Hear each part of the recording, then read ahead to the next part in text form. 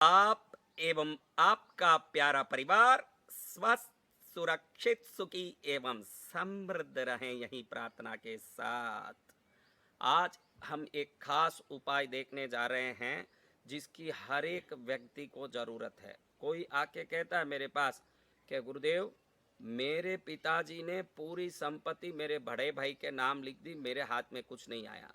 कोई मेरे पास आके कहता है कि मेरे भाई ने धोखा दे दिया, मेरे सभी जमीन वगैरह में उसने पूरे अपनी बल लगा दी और मेरे हाथ में कुछ नहीं आया।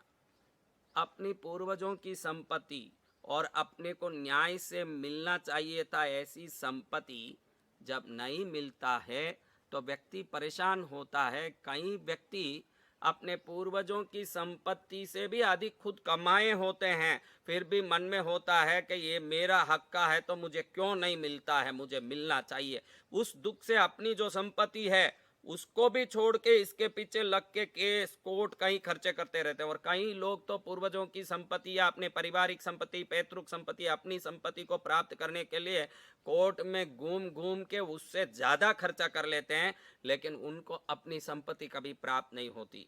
पूर्वजों की या पैतृक संपत्ति या आपको अपने हक में जो भी चीज मिलना चाहिए था वो नहीं मिला हो, तो आज मैं जो उपाय बता रहा हूं इसको करने के बाद निश्चित रूप से कोर्ट केस में भी आपका विजय होगा। अथवा कोर्ट केस में नहीं है और खाली आप मन में सोच रहे हैं कि मुझे मिलना चाहिए था, वो संपत्ति अवश्य मिलेगा। ये निश्चित रूप से काम करेगा। आप ध्यान रखिएगा, मेरा कोई शौक नहीं है कि आपको इन बातों को बता करके बहलाऊं और कोई प्रकार से इन बातों को बोल करके सबको राजी करके पकड़ के रखूं। हजार बार कह दूं कि ऐसा कोई मेरे में कोई मानसिकता नहीं है।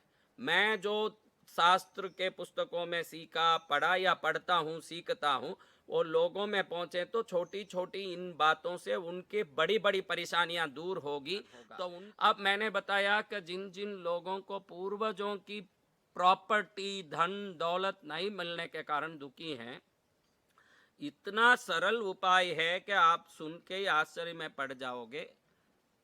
आप 27 मंगलवार के दिन 27 मंगलवार के दिन सिर्फ एक छोटा सा श्लोक 108 बार अपने मंदिर में धूप दीप करके माँ भगवान मंगल देव को प्रार्थना करके, पहले अपने घर में जो देवी देवता है उनका धूप दीप करके पुष्प आदि चढ़ा के नमस्कार करें, धूप दीप जलता रहे। उस समय वहाँ नीचे बैठ के लाल आसन लगा के बैठ जाएं और 4 लाइन का ये श्लोक 108 बार बोलें। बस 27 मंगलवार को बोलना है। आपका कैसा भी अटका हुआ कोर्ट का काम हो, कैसा भी आपका लपड़ा हो, अगर आप सच्चे हकदार हैं उस धन संपत्ति के, न्याय से आपको मिलना चाहिए, अगर ये सच्ची बात है तो तुरंत आपको वो धन संपत्ति दौलत मिलके ही रहेगा। वो श्लोक धरणी गर्भ संभूतम विद्युत कांति समप्रभम, भूमि के गर्भ से प्रकट हुए हुए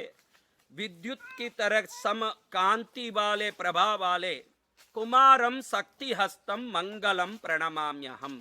बहुत सरल श्लोक है।